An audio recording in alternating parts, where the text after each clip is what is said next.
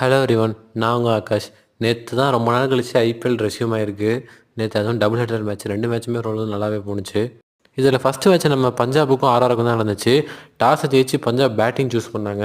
ஆனால் பஞ்சாக அவங்களோட விக்கெட்டை கொடுத்துட்டு போனாங்க பவர் பிளேயில். பட் இருந்தாலும் அவங்க இன்டென்ட் அவங்க விடவே இல்லை. நேதல் வரைதலாவும் சஷாங்க் சிங்கும் ஆளுக்கு ஒரு 50 போட்டு பஞ்சாபோட ஸ்கோரை 219 அப்படின்னு கொண்டு போயிட்டாங்க. செகண்ட் இன்னிங்ஸில் 220 அப்படின்ற ஒரு ஸ்கோரை சேஸ் பண்ண வந்த எஸ்எஸ்வி ஜெய்ஸ்வால் மற்றும் வைபவ் சூரியவன்ஷி வந்து சூப்பராகவே ஆரம்பித்தாங்க. வைபவ் சூரியவன்ஷி அடுத்த ஒரு 20-25 வருஷத்துக்கு உங்களை பற்றி தான்ப்பா பேச போகிறோம். உங்களுக்கு ஒரு பிரைட் ஃபியூச்சர் இருக்குது கண்டிப்பாக.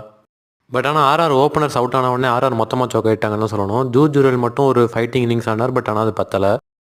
செகண்ட் மேட்ச்சில் ஜிடியும் டிசியும் தான் மோதினாங்க. டிசிக்கு ரொம்ப நாள் கழிச்சு நேற்று தான் கேஎல் ராகுல் ஒரு ஓப்பனரே ஞாபகம் வந்திருக்கும் போல். ரொம்ப நாள் கழிச்சு நேற்று தான் கேஎல் ராகுல் நம்ம ஓப்பனிங்கில் பார்த்தோம். டிசி இதை ஸ்டார்டிங்லேயே எப்படி இருந்தாங்கன்னா கொஞ்சம் லாசஸை வந்து அவங்க தவிர்த்திருக்கலாம். பட் அட் லாஸ்ட் இப்போ தான் அவங்களுக்கு ஞாபகம் வந்திருக்கு. ஓப்பனிங்கில் கேஎல் ராகுல் சூப்பராகவே ஆடினார். ரொம்ப நாள் கழிச்சு கேஎல் ராகுலோட ஒரு எக்ஸ்டெண்டட் இன்னிங்ஸ் நேற்று தான் நம்ம பார்த்தோம். ஒரு செஞ்சுரியுமே சூப்பராக அடிச்சிருந்தாரு. ஜிடிக்கு டிசி 200ங்கிற ஒரு டார்கெட்டை செட் பண்ணியிருந்தாங்க. பட் ஆனால் ஜிடி வந்துட்டு இதை தான் 20 ஓவராக செதுக்குனீங்களாடா அப்படின்ற மாதிரி சாய் சுதர்சனும் கில்ல வந்து பொலன்னு பொழந்துட்டாங்க. டிசி பேட்ஸ்மேனுக்கு கொஞ்சம் கூட ஒரு சான்ஸே தரல. அதுலேயும் சாய் சுதர்சன் பேட்டிங்கை பார்க்குறப்ப ரொம்ப சூப்பராக இருந்துச்சு. ஷாட்ஸ்லாம் ரொம்ப க்ளீனாக ஆடினார். இப்போ இந்த ஜிடியின் விக்டரி மூலமா ஜிடி, பஞ்சாப் மற்றும் பெங்களூர் வந்துட்டு குவாலிஃபை ஆகிட்டாங்க. இவங்களுக்கு நம்பர் 4 ஒரே ஒரு ஸ்பாட்டுக்கு மட்டும் தான் அந்த ஃபைட்டிங் நடக்க போகுது. தேங்க்யூ ஃபார் வாட்சிங்.